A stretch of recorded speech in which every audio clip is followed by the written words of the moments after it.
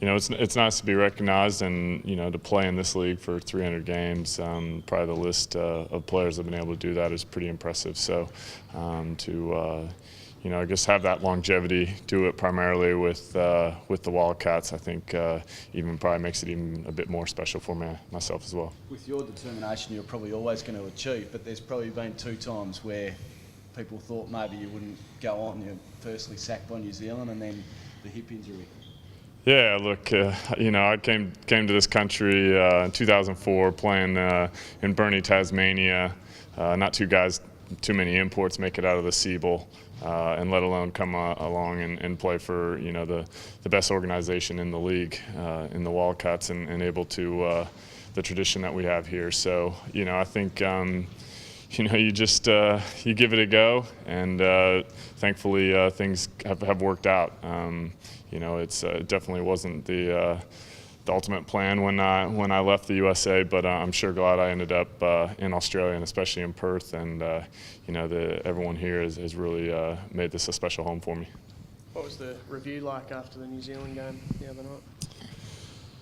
Look, I think it was a tale of 2 halves. Second half, we really played with that desperation and played with that trademark Wildcat basketball, held them to 31 points. And we were switched on and ready to play, but you can't give a team like that a 23-point lead. So there was lots of areas that we could improve on, and I think for us to only have Matty Knight have 3 or 4 shots, he's one of the best, if not the best, big man in the league. So we got to make sure we play through him a bit more, and I think that'll settle us down on the offensive end, and then that'll actually help our defense as well. How does it actually get to the stage where he's probably the best big man, or one of the best big men, you can't get it inside to him, or he just doesn't get a touch?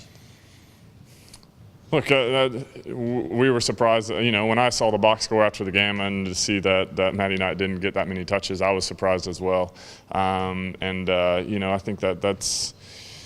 It's one of those things where we've had an emphasis of playing through the post in the preseason, and maybe the fact that we were down by 15, 20 points early, we kind of panicked a little bit, and we didn't stick with our offense, and that's a learning experience for us. You'd rather learn that in game 1 than first game of in the finals. So you got to make sure that we correct that, and in training session today, we did a great job of it. What did you make of DeAndre's second half? He had a couple of big highlights, but did start fairly slow, just like the team did. Yeah, he's finding his feet in this league as well, and as his teammates, we got to make sure that we help him out, put him in position to be successful, and I think he'll have a great game come Friday night, and I think he showed glimpses of how talented he is and why he was a second-round pick in the NBA and on the cusp of going to the best league in the world.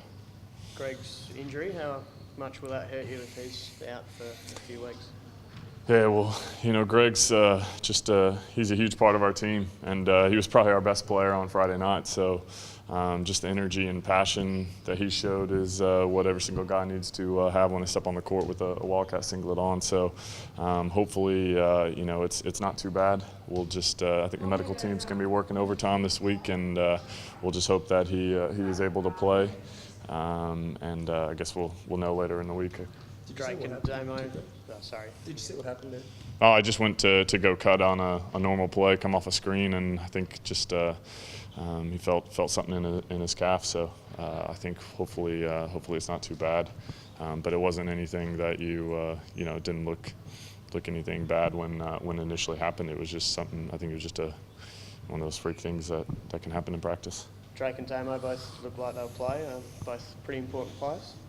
Yeah. I mean, you got our point guards out there, so they're the ones that lead and get us organized and make sure we're in the right spots and communicating. So it'll be good to have Drake back, and Damo's a little under the weather, but I think he'll be fine by Wednesday. Be here for training. You said you panicked a little bit when the score got out to 18 to 23 points. Did players probably become a little bit individual and start playing for themselves as opposed to what the Wildcats are all about and play as a team? Yeah, I think there was times where we didn't move the ball. we got so many talented players that they can take over games. It's just finding the right times when it's appropriate. And I think in that stage when you're down 15-20 on your home court, we've got to make sure that we get it back just gradually and working through the offense. And then when the time arises to step up and maybe make a big play, then be ready for that. I'll just ask one more. 10 years at the one club is a little unusual for an NBL basketballer and a professional athlete. What does it make you feel that you've achieved that at the one club? Oh, I think it's huge. I mean, I think when I came in the league, I don't think there's too many players still playing, but let alone still at the same club.